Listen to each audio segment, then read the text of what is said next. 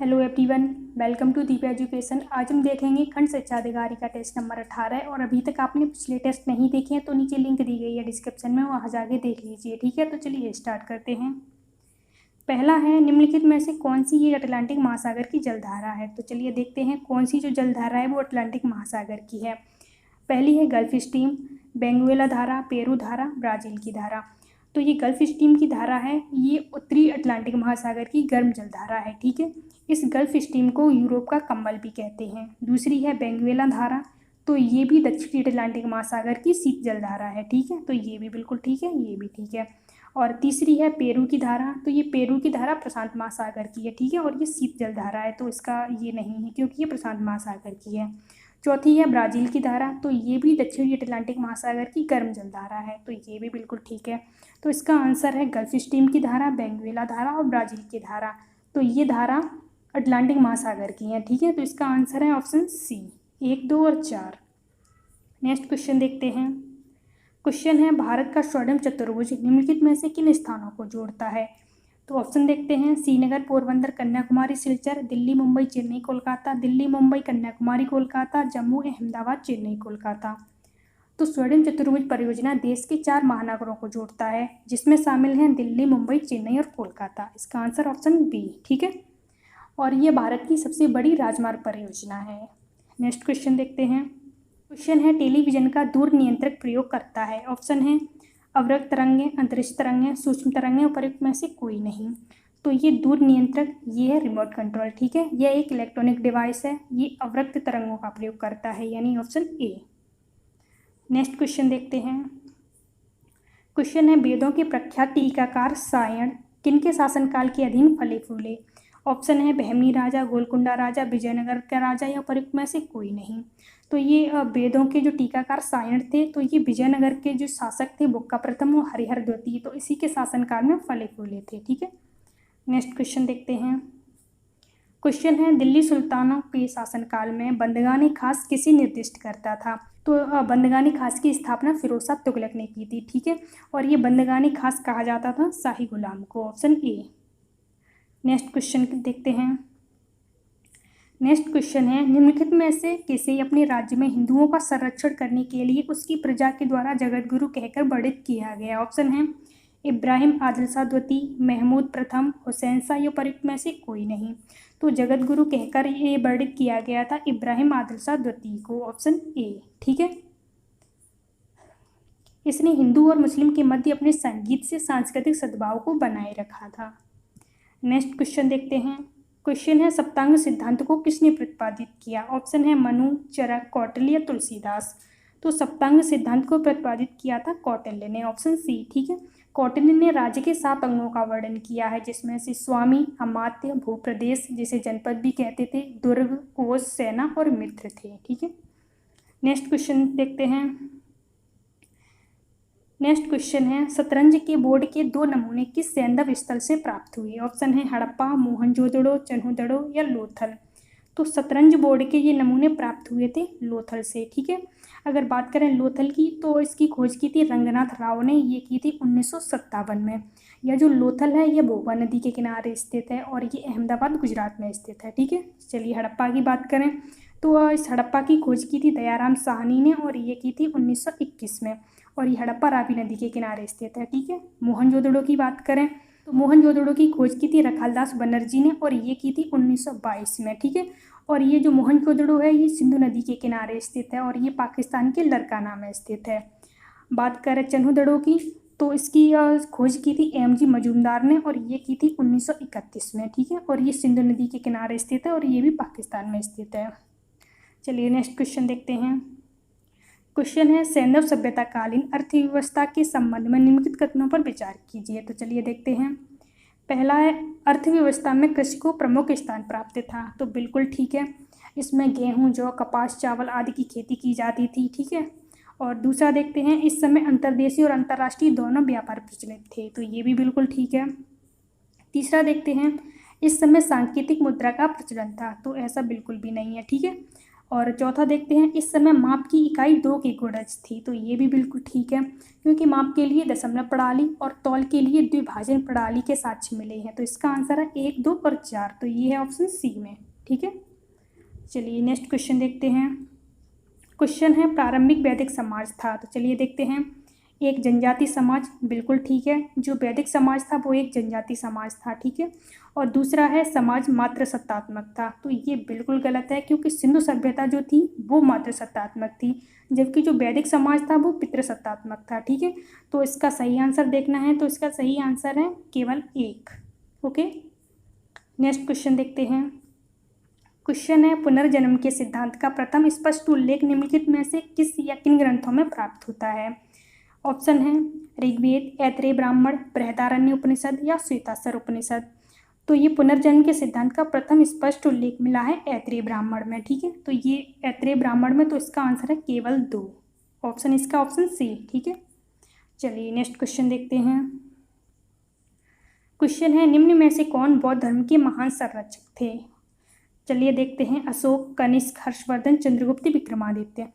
तो ये अशोक, ये तो बौद्ध धर्म के महान संरक्षक थे। ठीक है, कनिष्क ये भी था, हर्षवर्धन ये भी था। ठीक है, और ये चंद्रगुप्त, विक्रमादित्य ये बौद्ध धर्म से नहीं बल्कि जैन धर्म के महान संरक्षक थे। तो इसका आंसर है 1, 2 और 3, ये है ऑप्शन सी में। ठीक है, नेक्स्ट क्वेश्चन देखते हैं। क्वेश्चन है प्रसिद्ध पुस्तक लीलावती किससे संबंधित है? ऑप्शन है चिकित्सा शास्त्र से, शारीरिक चिकित्सा से, गणित से या पशु चिकित्सा से। तो ये पुस्तक है लीलावती, तो ये संबंधित है गणित से। ठीक है, और इसकी रचना की थी भास्कराचार्य ने। यह संस्कृत में रचित गणित और खगोल शास्त्र का एक प्राचीन ग्रंथ है। ठीक है, और ये जो लीलावती ये नाम है, ये भास्कराचार्य की पुत्री का नाम है। तो चलिए नेक्स्ट क्वेश्चन देखते हैं। क्वेश्चन है मोहम्मद गौरी के आक्रमण के समय पृथ्वीराज चौहान निम्न में से किन स्थानों का शासक था? ऑप्शन है कन्नौज, दिल्ली व अजमेर, दिल्ली व पंजाब या अजमेर और उदयपुर। तो जब मोहम्मद गौरी ने आक्रमण किया उस समय जो पृथ्वीराज चौहान था वो दिल्ली और अजमेर का शासक था। ठीक है, मोहम्मद गौरी और पृथ्वीराज चौहान के बीच 2 लड़ाइयाँ हुई थी। एक तराइन का प्रथम युद्ध जो 1191 में हुआ था, जिसमें मोहम्मद गौरी की हार हुई थी, और फिर तराइन का द्वितीय युद्ध हुआ था, वो हुआ था 1192 में, जिसमें पृथ्वीराज चौहान की हार हुई थी और मोहम्मद गौरी की जीत हुई थी। ठीक है, इसी तराइन के द्वितीय युद्ध के बाद मोहम्मद गौरी ने दिल्ली और अजमेर पर कब्जा कर लिया था और भारत में मुस्लिम साम्राज्य की नींव डाली थी। ठीक है, मुस्लिम साम्राज्य का संस्थापक इस मोहम्मद गौरी को ही माना जाता है। तो चलिए नेक्स्ट क्वेश्चन देखते हैं। क्वेश्चन है बेहिंद का युद्ध किनके मध्य हुआ? ऑप्शन है महमूद गजनवी और आनंदपाल, मोहम्मद गौरी और जयचंद, मोहम्मद गौरी और पृथ्वीराज चौहान, मोहम्मद गजनवी और जयपाल। तो ये बेहिंद का युद्ध ये हुआ था 1008 में। ठीक है, और यह युद्ध पंजाब के राजा आनंदपाल और महमूद गजनवी के मध्य हुआ था। तो इसका आंसर है ऑप्शन ए, महमूद गजनवी और आनंदपाल। नेक्स्ट क्वेश्चन देखते हैं। क्वेश्चन है मंगोल आक्रमणकारी चंगेज खां भारत की उत्तर पश्चिमी सीमा पर निम्न में से किसके शासनकाल में आया था? तो ये इंपॉर्टेंट क्वेश्चन है। ठीक है, तो चलिए ऑप्शन देखते हैं, अलाउद्दीन खिलजी, इल्तुतमिश, बलबन या कुतुबुद्दीन ऐबक।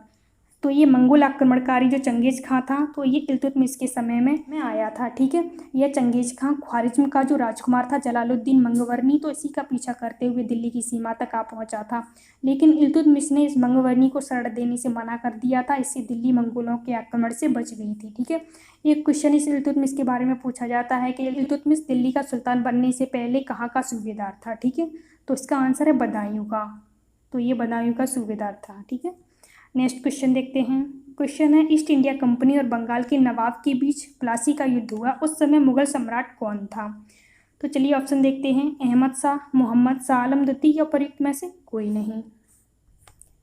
तो इसका आंसर है ऑप्शन सी, प्लासी के युद्ध के समय जो शासक था मुगल सम्राट वह था शाह आलम द्वितीय। ठीक है, अगर बात करें प्लासी के युद्ध की तो ये हुआ था 1757 में, और ये अंग्रेज और बंगाल के नवाब के मध्य हुआ था। ठीक है, अंग्रेजों की तरफ से क्लाइव और जो बंगाल का नवाब था उस समय वो था सिराजुद्दौला, तो इसमें सिराजुद्दौला की हार हुई थी। ओके, चलिए नेक्स्ट क्वेश्चन देखते हैं।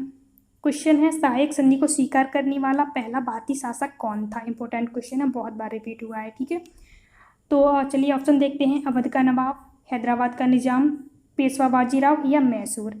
तो सहायक संधि को स्वीकार करने वाला पहला भारतीय शासक था हैदराबाद का निजाम। ठीक है, तो इसने 1798 में सहायक संधि अपनाई थी, ठीक है। और इसके बाद जो था तो वो था मैसूर, इसने 1799 में सहायक संधि स्वीकार की थी, ठीक है। और बात करें फिर इसके बाद फिर तंजौर, इसने 1799 में इसने सहायक संधि स्वीकार करी थी। और फिर उसके बाद अवध ने की थी, अवध ने की थी नवंबर 1801 में, ठीक है। ये डेट याद रखना, पूछ लिए जाती हैं। तो इसका आंसर है ऑप्शन बी, हैदराबाद का निज़ाम। अगर बात करें सहायक संधि की, तो सहायक संधि का जनक लॉर्ड बेलीजली को कहा जाता है। वैसे तो ये बेलीजली जो है वो सहायक संधि का सर्वप्रथम प्रयोग करने वाला व्यक्ति नहीं है, ठीक है। सबसे पहले जो सहायक संधि का जो प्रयोग किया था वो था फ्रांसीसी अधिकारी डुप्ले, परंतु इस बेलीजली ने व्यापक रूप से इसका प्रयोग किया था, इसीलिए इसे सहायक संधि का जनक कहा जाता है। तो इसका आंसर है ऑप्शन बी, जो हैदराबाद का निज़ाम था तो उसने सहायक संधि को सबसे पहले स्वीकार किया था, ठीक है। नेक्स्ट क्वेश्चन देखते हैं। क्वेश्चन है निम्नलिखित कथनों पर विचार कीजिए। तो चलिए देखते हैं। विकसित देश व विकासशील देश के बीच सुएज नहर एक महत्वपूर्ण कड़ी है, तो ये बिल्कुल ठीक है, ओके। और दूसरा है सुएज नहर लाल सागर और भूमध्य सागर को जोड़ती है, तो ये भी बिल्कुल ठीक है, जो सुएज नहर है वो लाल सागर और भूमध्य सागर को जोड़ती है। और तीसरी है यह एक समुद्र तल नहर नहीं है, तो ये भी बिल्कुल ठीक है, क्योंकि ये बनी थी 1869 में, ठीक है। तो इसका आंसर है उपर्युक्त सभी, आंसर डी, ठीक है। और इसकी लंबाई है 168 किलोमीटर, ओके। चलिए नेक्स्ट क्वेश्चन देखते हैं। नेक्स्ट क्वेश्चन है निम्नलिखित में से कौन सा एक वायुमंडलीय जोन ओजोन गैस से समृद्ध है। ऑप्शन है मध्यमंडल, क्षोभ मंडल, समताप मंडल या आयन मंडल। तो ये ओजोन गैस से समृद्ध है, ये है समताप मंडल, ठीक है। इसकी ऊंचाई क्षोभ मंडल के ऊपर 50 किलोमीटर तक है।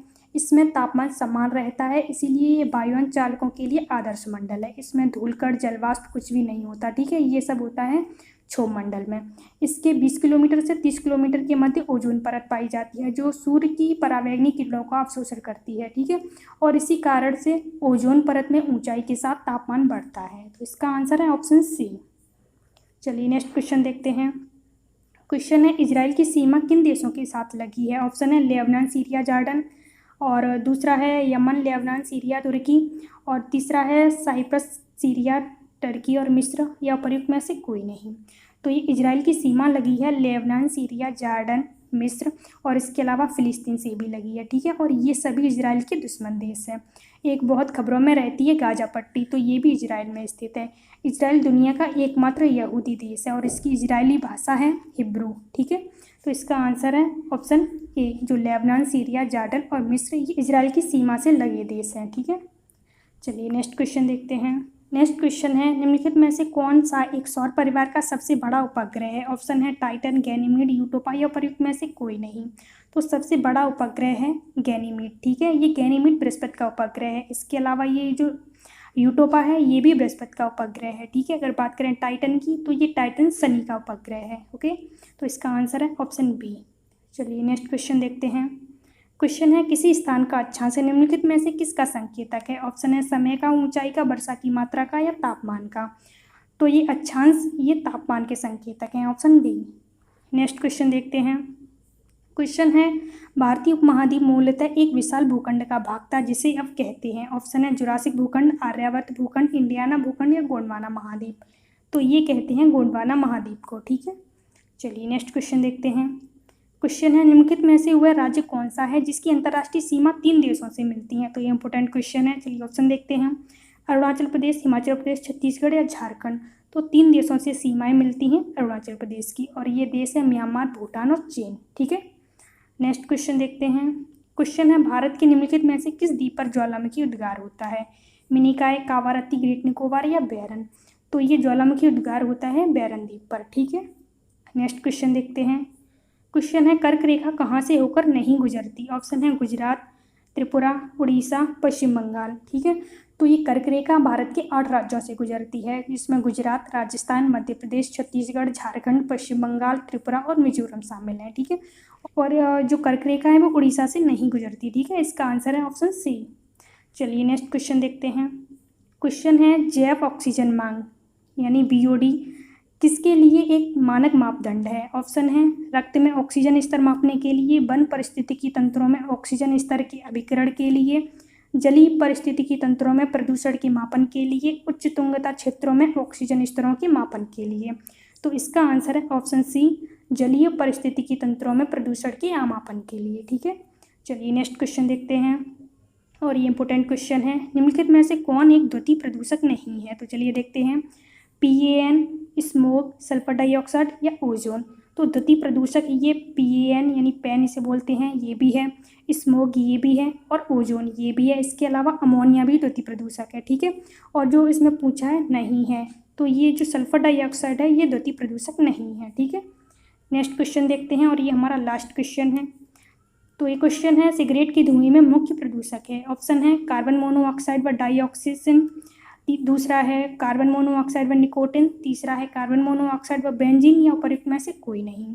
तो सिगरेट के धुएं में जो मुख्य प्रदूषक है वह होता है कार्बन मोनोऑक्साइड व बेंजीन, ऑप्शन सी। ठीक है, तो चलिए आज इतना ही रखते हैं। Thanks for watching the video. Please like and share and subscribe my channel. Thank you.